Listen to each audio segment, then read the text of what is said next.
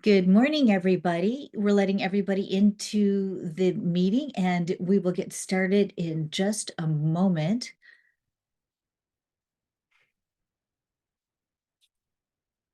Alrighty, thank you all for joining us today. We are happy to present our MIKI Monday webinar again, but both Amy and I had trouble getting our fun music started, so we apologize. I'd like to introduce you to Tom Sullivan with the U.S. Chamber, and he is a small business expert, but I'm actually going to turn it over to Tom to finish introducing himself because I fell down on the job today. Thanks, Tom. Go ahead. Oh, thank you, Lisa. While I'm stalling for time, I'm going to share my screen. Um, so I am the U.S. Chamber of Commerce small business guy. I run, let's see what we got here. Okay, close that out. All my cheat sheets there. So I run our small business program in Washington, D.C. Started my small business advocacy career at the National Federation of Independent Business. Worked for President George W. Bush for 6 incredible years. Did a bunch of other stuff, and now I'm really blessed to work with wonderful executives and Chamber of Commerce executives around the country, like Lisa and others, and also work at the U.S. Chamber of Commerce with Kevin Courtois and about 12 of Kevin's clones around the country. They run our regional offices. They are the lucky folks that get to see Lisa and others from the states where you all are on a regular basis. I keep myself in Washington, D.C., and am thrilled with seeing many of you when you do make the trips to Washington, D.C., so that we can host you. So we're going to talk today about the Corporate Transparency Act. Sometimes folks refer to this as the beneficial ownership law. So first of all, I am a lawyer by training, so I will give you the disclaimer, which is this is not legal advice. I am not licensed to practice in any of the states that are represented here. Even if I were, I would have to give the same disclaimer. This should not be taken as legal advice. So with that said, let's just jump right into it. So first of all, what is the Corporate Transparency Act, and what the heck, where did this come from?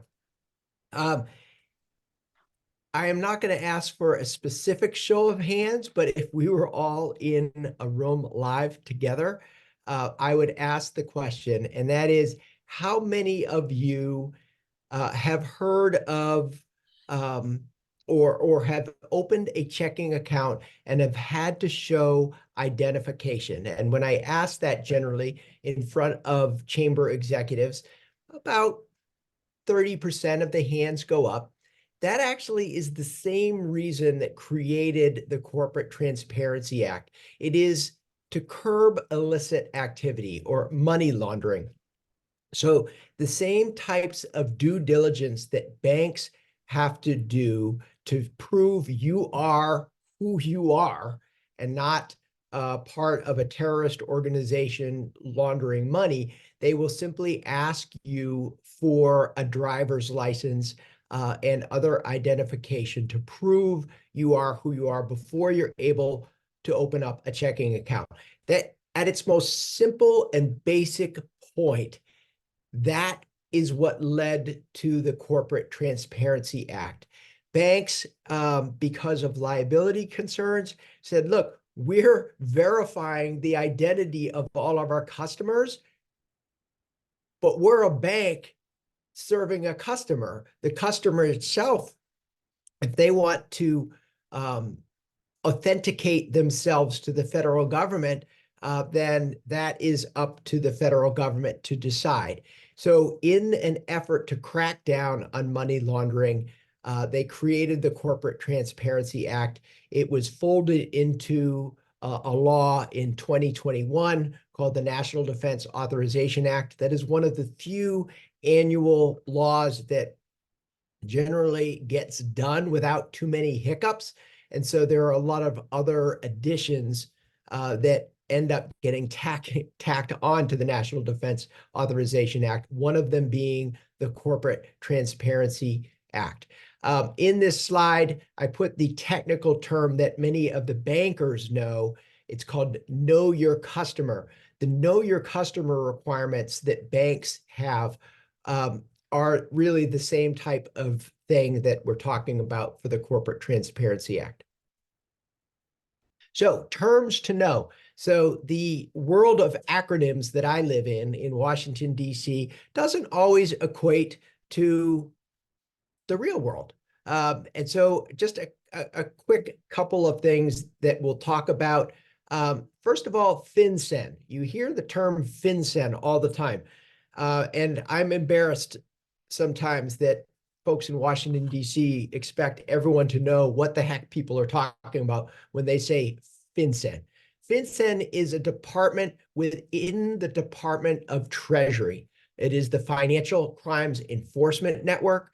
They are in charge of trying to clamp down and stop money laundering. Beneficial owners. We'll get into some details, and I'm sure there'll be a couple of questions. Who is a beneficial owner? So for me, dealing with small businesses every day, which is the best job at the U.S. Chamber of Commerce, it's usually pretty simple. You know a business owner when you see them, the person that runs the business. It gets a little bit more complicated when you have many owners, or perhaps you have different equity interests in a company. So FinCEN and the law says anyone who exercises 25% or more in the control and ownership interest in a company is a beneficial ownership, is a beneficial owner. Sorry. The Beneficial Ownership Information Report, BOIR, is the report that beneficial owners are required to file by the 1st of January next year if you are a company that has already been in existence before this year, which is 2024. Reporting companies. Now, so this actually, this might surprise Lisa, because this was not in my original slides. This is a new slide. Because I was trying to make sure to get the latest and greatest information for all of you, because you're getting questions in real time.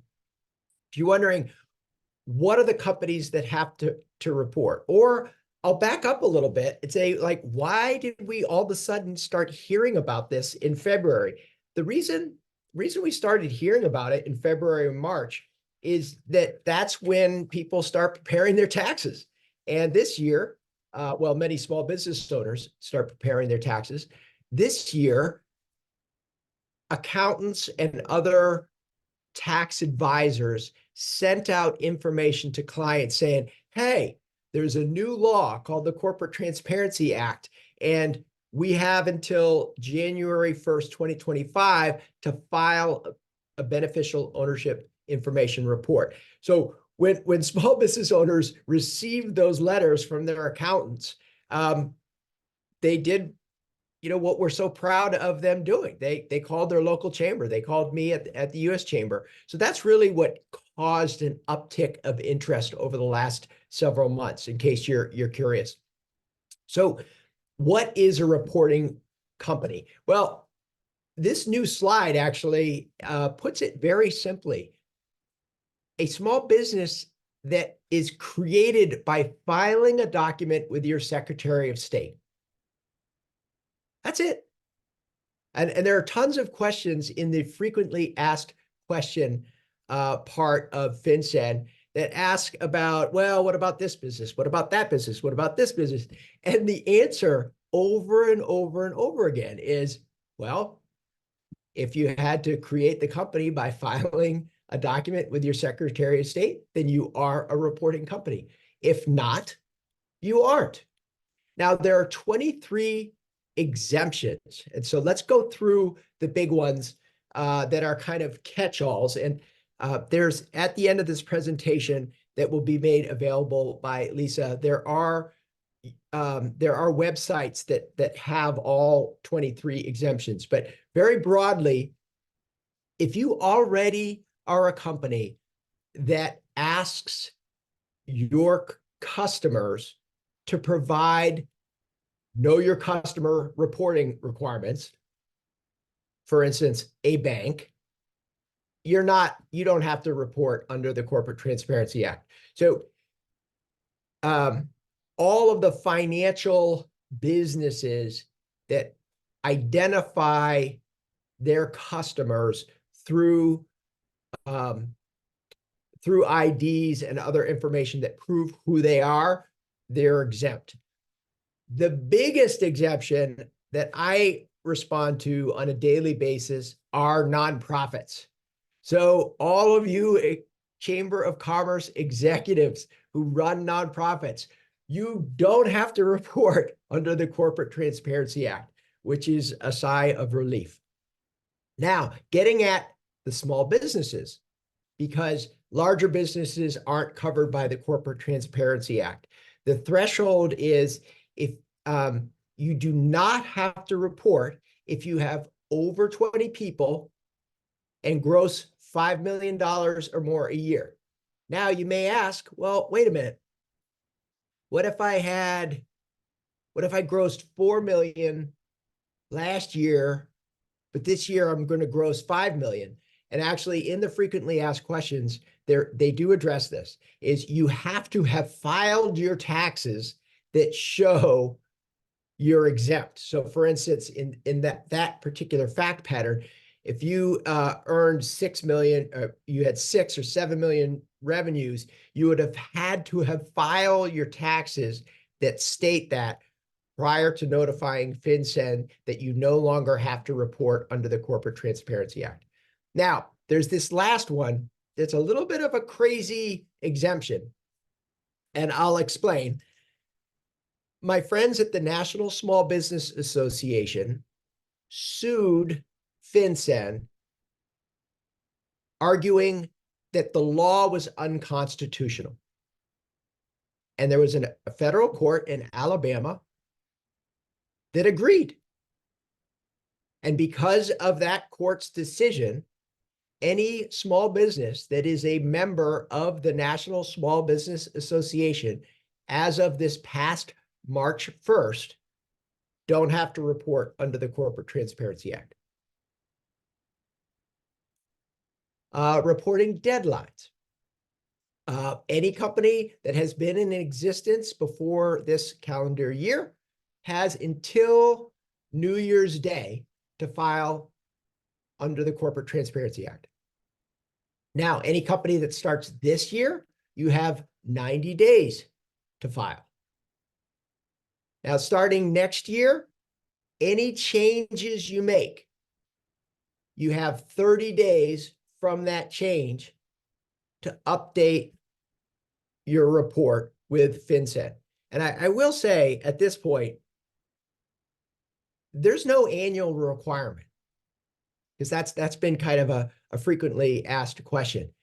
If you are a small business, you started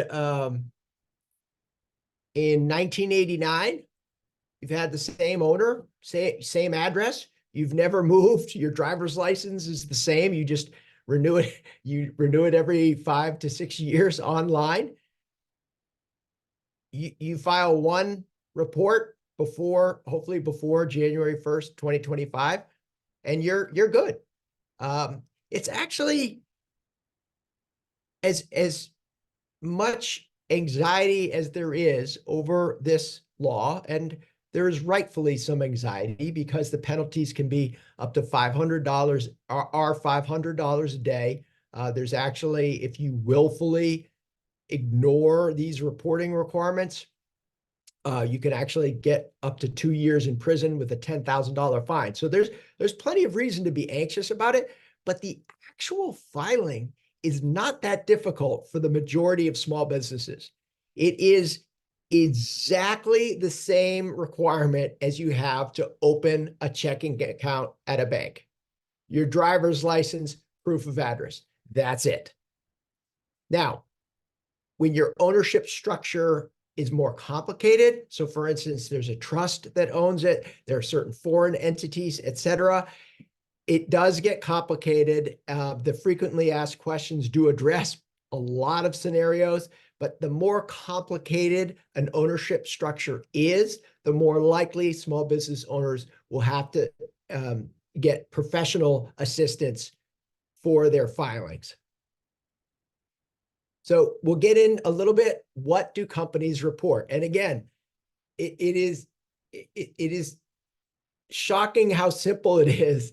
And I just want folks to understand, I am not making this up. I am not oversimplifying. I've actually filled out a business beneficial ownership information report myself. It is extremely simple. I truly wish my taxes were as easy as this. I've also opened up a checking account. I've also moved recently, so I have gone through that process. And this report is much more simpler than most. Name of your company, doing business as, your address, and your tax ID number. That's it.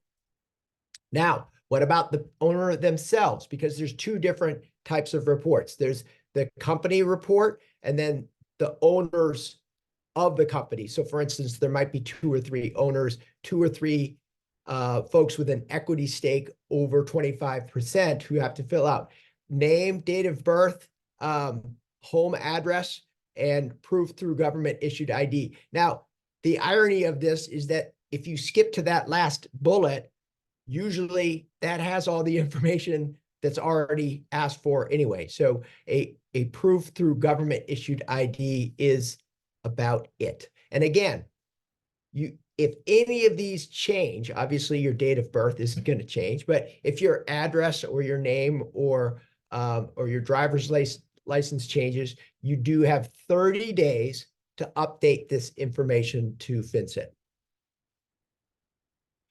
So there is a streamlined service for some businesses, and this makes sense with some of the entrepreneurs who I'm lucky enough to work with. They're morphing into various entities all the time. It is very rare where I meet an entrepreneur or small business owner where they're only doing one thing. They usually got 2 or 3 actual business entities. Many have nonprofits as well. In those situations where a beneficial owner is filing multiple reports, you can get your own FinCEN ID.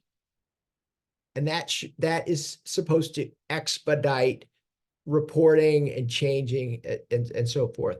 Another interesting tidbit is that creditors are not beneficial owners. That is a question that comes up a lot, having to do with bankruptcy or debts that are owed. Third-party providers can file beneficial ownership information reports. And this last bullet is important because, unfortunately, there are scam artists out there trying to take advantage of new reporting requirements and new laws. Any of your members receive information saying that they have got to reimburse a third party for filing fees, like, don't call them back. Make sure the member doesn't go with this third party. There are some scammers out there saying that they'll reduce the fee, et cetera. There is no fee to file under the Corporate Transparency Act. All right, so a couple of digital resources. We have a small business digital platform called Co. And there's a great content about everything that I've talked about. That's on the left part of the screen. The FinCEN itself has a small entity compliance guide. I actually find their frequently asked questions a lot better than the compliance guide. And then last but not least, what the actual report looks like. And that's on the screen as well. So I'm going to stop sharing my screen. I'm going to enter some information into the chat. And at the same time, I am going to look at the chat and answer questions that might have come in. So, well, hold on. Oops.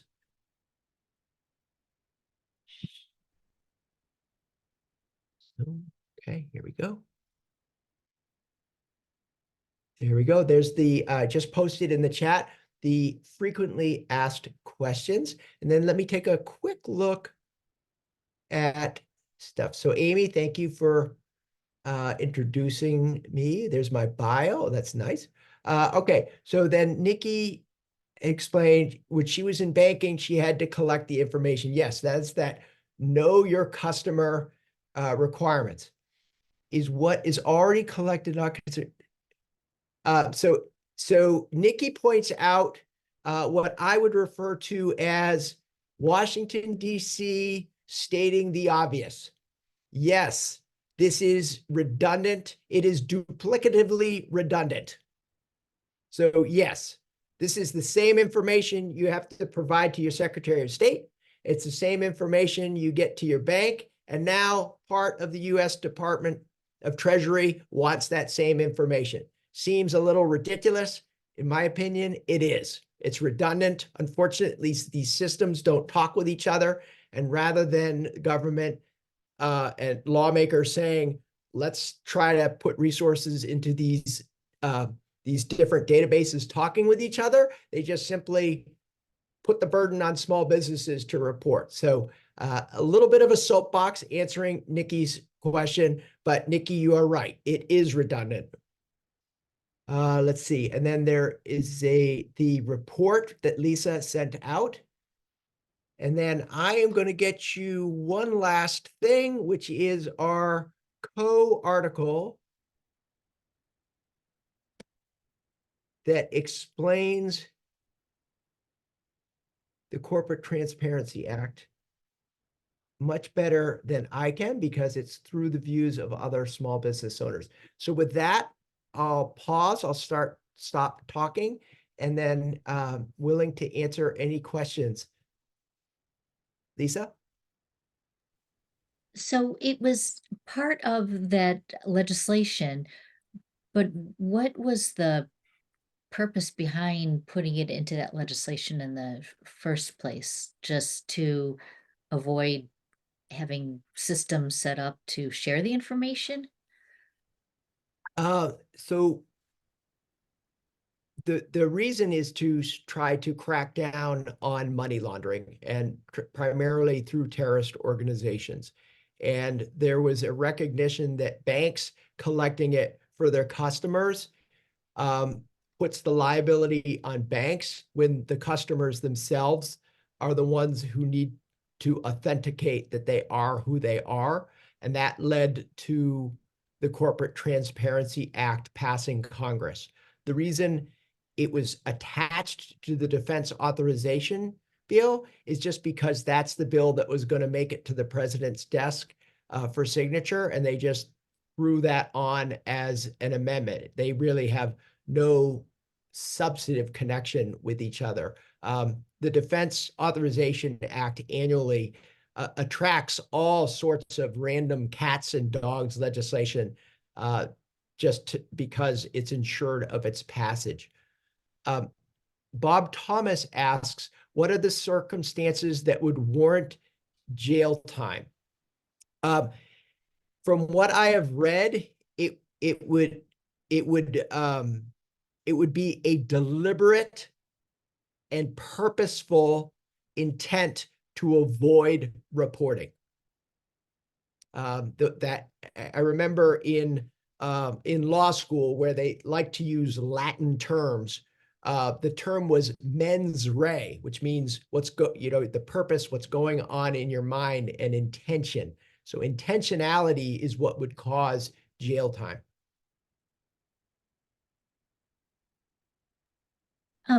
If I can go back to my question then. Sure. So if this is to prevent terrorism and money laundering and not put the onus on banks, so it's more than just having systems talk to each other. This is really taking the responsibility off of the banks and putting it on the businesses.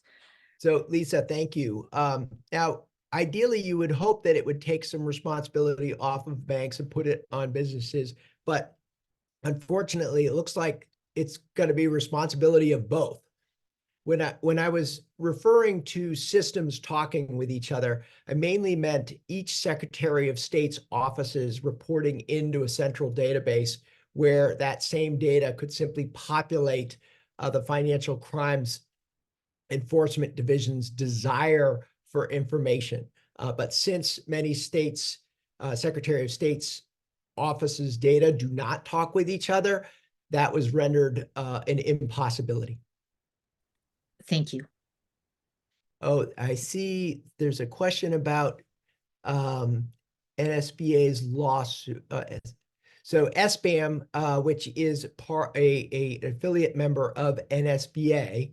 So my thoughts on it is good for my friends at NSBA for successfully challenging. I believe SBAM members, if you were an SBAM member prior to March 1, I believe you are exempt from reporting. I would defer, though, for you to ask my friend Todd McCracken and his team at the National Small Business Association for clarity on that. I would never want people to simply not file because they heard on this webinar. So my gut is that SBAM members who have been members prior to March 1st are exempt, but please check with Todd McCracken and NSBA before you proceed on that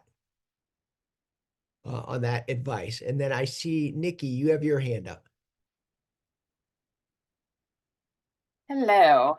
Hello. So, there hasn't been a decision yet on that case.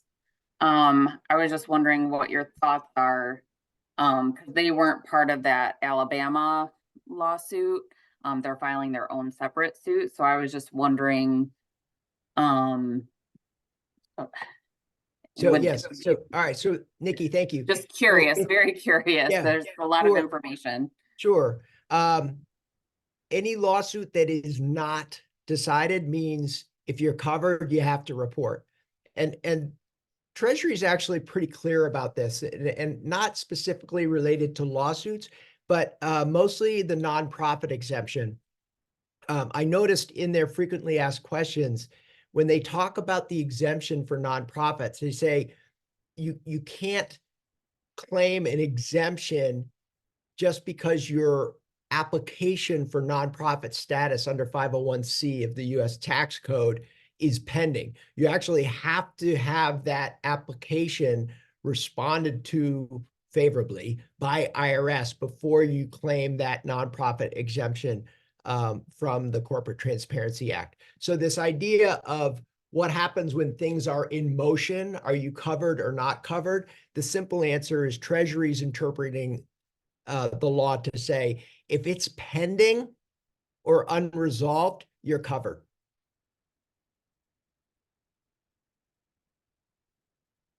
You mentioned professional services in the context of if there's a complex filing, you may hire, professional service to help with this.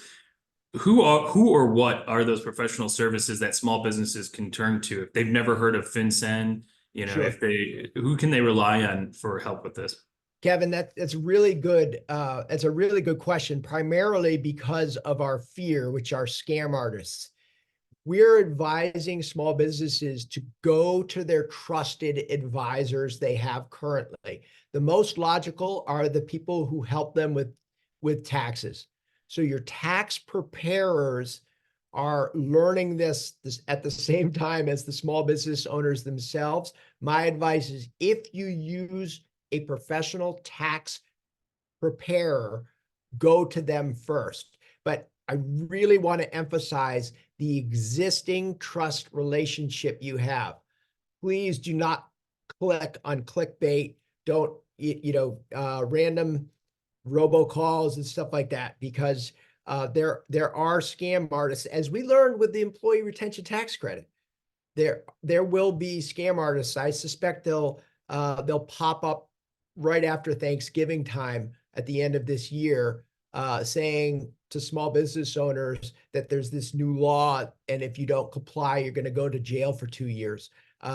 When that happens, of course, Kevin, you and I are going to be out there calming things down and saying, like, look, talk with your tax advisors. But I would say existing relationships are the most important at this point.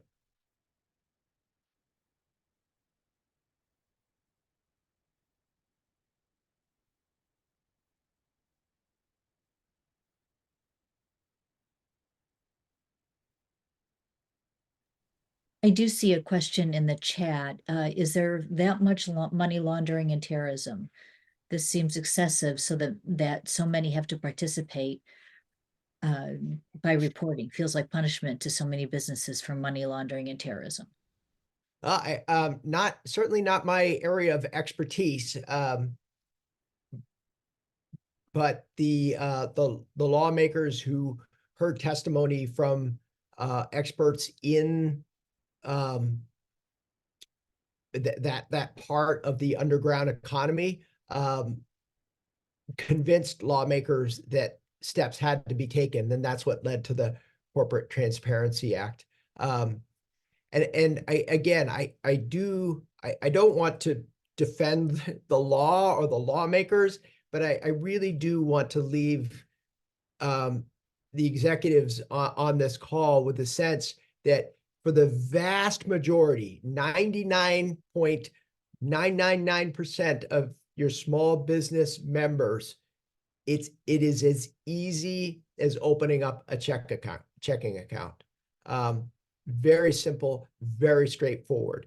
The exceptions, the more difficult ones with multiple ownership and equity interests, those folks will rely on advisors, but the vast majority of folks that will be filling out these reports, it is pretty straightforward, pretty easy.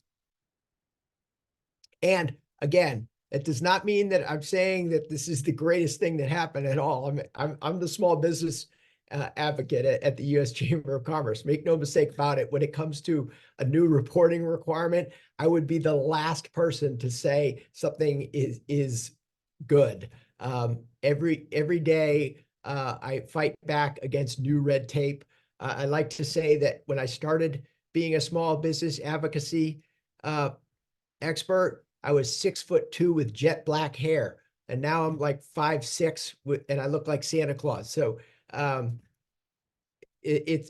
really do enjoy pushing back on excessive or duplicative or outdated red tape. And so I don't want anyone on this call to think that I'm a proponent for more reporting. Kevin Courtois certainly knows that's not the case. But I also know that when these laws pass, it is important for us to get you as the lead business advocates around the country, get you the information first so that you're able to answer tough questions from your membership.